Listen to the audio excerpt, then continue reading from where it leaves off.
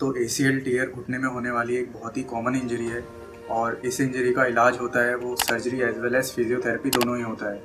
लेकिन मोस्टली मरीजों में ये कन्फ्यूज़न होता है कि हम इसमें फिजियोथेरेपी से इलाज कराएं या फिर हमें सर्जरी करानी चाहिए। काफ़ी पेशेंट्स में ये भी कन्फ्यूज़न होता है कि हमें MRI कब करानी चाहिए। तो अगर आपको भी ऐसा ही कोई कन्फ्यूज़न है तो मैं इस वीडियो में ये कन्फ्यूज़न दूर करने की पूरी कोशिश करूँगा।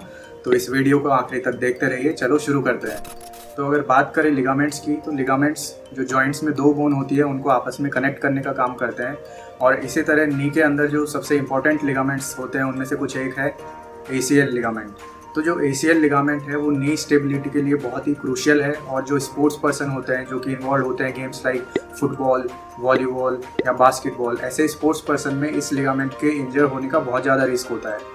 तो जो ACL लिगामेंट की इंजरी होती है वो सडन टर्न लेने से, सपोज आप बहुत तेज़ी से भाग रहे हैं फुटबॉल में किक करने के लिए और सडनली आपने कोई टर्न ले लिया तो ACL लिगामेंट की इंजरी होने का बहुत ज़्यादा चांसेस होता है। ACL लिगामेंट इंजरी के जो सिम्टम है वो है इनस्टेबिलिटी। इनस्टेबिलिटी का मतलब है सपोज आप भाग रहे हो और सडन आपको टर्न लेना है, तो ऐसी कंडीशन में आपको ऐसे लगेगा कि मेरा घुटना अपनी जगह से निकल जाएगा, या कभी कभी ऐसे एपिसोड भी हो सकते हैं कि आप गिर जाए लड़खड़ा के। तो इसके अलावा अगर साथ में मेनिस्कस इंजरी भी है, मेनिस्कस कुशन होते हैं घुटने के अंदर, तो अगर इनका इंजरी भी होता है तो आपको क्लिकिंग जो साउंड है या सेंसेशन अपने घुटने में से फील हो सकती है और साथ ही दर्द भी हो सकता है। जो इसकी इन्वेस्टिगेशन होती है, जो जांचें होती है, वो बेसिक इन्वेस्टिगेशन होता है एक्सरे में हम ये देखते हैं कि कोई बोनी इंजरी तो नहीं है। और अगर हमें क्लिनिकल एग्जामिनेशन में ये लगता है कि पेशेंट को लिगामेंट इंजरी हो सकती है तो ऐसी कंडीशन में पेशेंट को MRI एडवाइस की जा सकती है। तो ये तो बेसिक आइडिया हो गया ACL लिगामेंट की इंजरी और उसके इन्वेस्टिगेशन के बारे में। अब जो मेन कन्फ्यूज़न है वो ये है कि कई बार पेशेंट्स आते हैं OPD में जो घुटने की इंजरी के साथ में, और कई बोलते हैं कि हमने गूगल पे देखा कि एक्सरसाइज ज़्यादा बेनिफिशियल है, कई बोलते हैं कि हमने यूट्यूब पे सर्च किया तो हमें पता लगा कि जो सर्जरी है वो बेटर ऑप्शन है। कई तो ऐसे पेशेंट्स भी आते हैं जो आके सीधे बोलते हैं कि डॉक्टर साहब हमारे घुटने का ACL रिकंस्ट्रक्शन कर दीजिए। तो अगर आपको भी ऐसे ही बहुत सारे डाउट्स हो रहे हैं मन में ACL लिगामेंट इंजरी के लिए तो ये वीडियो पूरी तरह देखते रहिए लास्ट तक, ताकि आपका हर एक डाउट क्लियर हो जाए।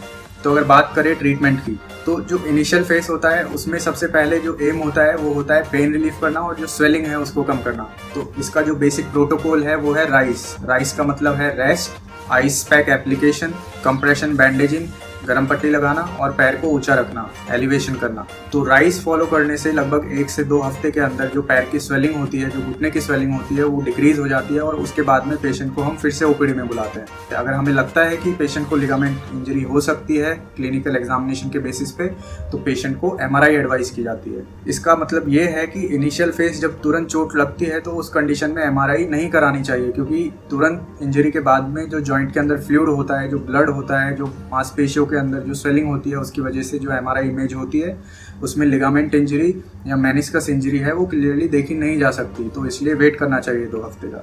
तो MRI करवा भी ली, MRI कराने के बाद में उसमें अगर ACL टियर आया है तो अब क्या करना चाहिए। जो मेन सवाल है वो यही है कि फिजियोथेरेपी या फिर सर्जरी।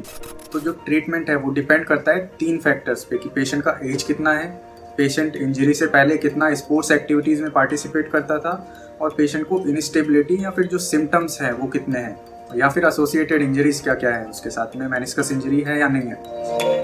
तो जो मोटा है जो आंसर इस क्वेश्चन का वो ये है कि अगर पेशेंट यंग है, पेशेंट बहुत ज़्यादा स्पोर्ट एक्टिविटीज़ में इन्वॉल्व है लाइक डिस्ट्रिक्ट नेशनल प्लेयर या फिर स्टेट लेवल का प्लेयर है, और साथ में उसको इनस्टेबिलिटी बहुत ज़्यादा है और उसको कंप्लीट ACL टियर है MRI में, तो ऐसे जो पेशेंट होते हैं उनमें सर्जरी एडवाइजेबल है, क्योंकि ऐसे पेशेंट्स में जो घुटने के घिसने की जो रिस्क है वो काफ़ी ज़्यादा होती है। तो ऐसे पेशेंट में सर्जरी एडवाइजेबल है। और जो पेशेंट जिनको सिम्टम्स बहुत कम है, जिनकी एज काफ़ी ज़्यादा है, या फिर जिनमें पार्शियल टियर है और सिर्फ आइसोलेटेड ACL टियर है, कोई मेनिस्कस इंजरी नहीं है, तो ऐसे पेशेंट को पहले ट्रायल लेना चाहिए फिजियोथेरेपी का, अपने घुटने के आसपास की मांसपेशियों को स्ट्रॉन्ग करना चाहिए, और उसके बाद भी अगर इनस्टेबिलिटी होती है तो ही सर्जरी के लिए जाना चाहिए। तो आई होप कि इस वीडियो के जरिए आपका जो कन्फ्यूज़न था सर्जरी या फिर फिजियोथेरेपी वो क्लियर हुआ होगा। तो अगर कन्फ्यूज़न की बात करें तो कई पेशेंट्स को ये भी कन्फ्यूज़न होता है कि टाइटेनियम का इम्प्लांट लेना चाहिए या फिर स्टेनलेस स्टील का इम्प्लांट लगवाना चाहिए, या कब कौन सा इम्प्लांट यूज़ करना चाहिए। तो अगर आपको भी ऐसा ही कोई कन्फ्यूज़न है तो अगले वीडियो में मैं आपका ये कन्फ्यूज़न दूर करने की पूरी तरह से कोशिश करूँगा। तो ऐसे ही और वीडियोस देखते रहने के लिए please do subscribe and bell icon को जरूर दबाएं ताकि आप कोई भी वीडियो मिस ना कर पाए। Thank you for watching, have a nice day.